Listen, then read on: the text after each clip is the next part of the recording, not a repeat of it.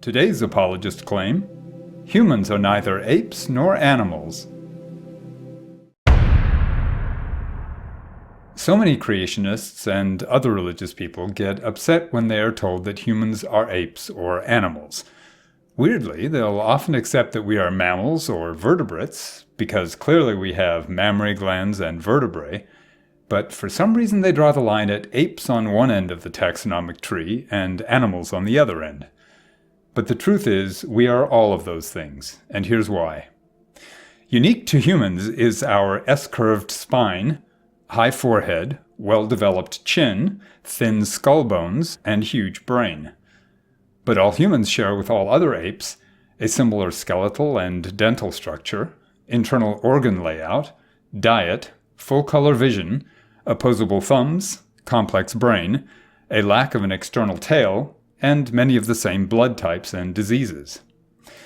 All apes share with all other primates binocular vision, flattened faces, 4 types of teeth, relatively large brains, only 2 nipples on the chest, an external penis, menstruation, bipedal locomotion, collarbones, prehensile hands and feet with 5 fingers and 5 toes, fingernails and toenails instead of claws, a fatal reaction to Australia's funnel web spider venom, no other mammals have this vulnerability, and an inability to make their own vitamin C. All primates share with all other mammals warm-bloodedness, body hair or fur, milk production, a single lower jawbone, a 4-chambered heart, and almost all give birth to live young. All mammals share with all other vertebrates an internal skeleton, a spinal cord, a central nervous system, a skull, skin, paired limbs, and a closed circulatory system.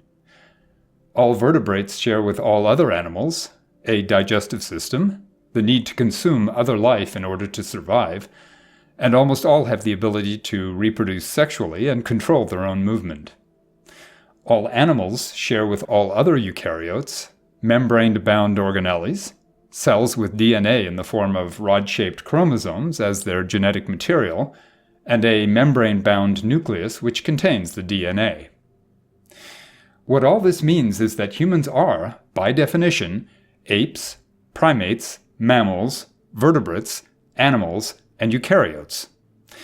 Ironically, it was a biblical creationist, Carolus Linnaeus, who developed this system when he realized that all life fits into this nested tree-like hierarchy, although he couldn't explain why such a structure exists. The theory of evolution, on the other hand, not only predicts but also requires exactly this sort of interconnectedness to exist. And so far, every species discovered fits into this taxonomic classification system. Still, young Earth creationists cannot accept that humans are both apes and animals. Oh, they are quick to lump tigers and lions together as part of the same biblical kind, meaning they both evolved from the same original cat kind after the biblical flood, and they use the same method to group wolves and foxes in the same dog kind, rats and mice in the same rodent kind, and so on. Yet these creationists emphatically claim that humans are not part of the same ape kind to which chimpanzees and the other great apes belong. We can't just be another variation within the ape kind because that would mean we're just another animal instead of God's special creation. It's worth noting that these same creationists happily accept the genomic sequencing that demonstrates how closely the species within those aforementioned kinds are. They also accept the remarkable accuracy of the same genetic tests used to determine paternity and other interrelatedness between humans. But here's the thing. The genomic differences between tigers and lions, wolves and foxes, and rats and mice are larger than the difference between humans and chimpanzees, meaning we are more closely related to chimpanzees than tigers are to lions, wolves are to foxes, and rats are to mice. So you can't claim that tigers and lions evolved from an original cat kind without also acknowledging that it would mean humans and chimpanzees evolved from an original ape kind.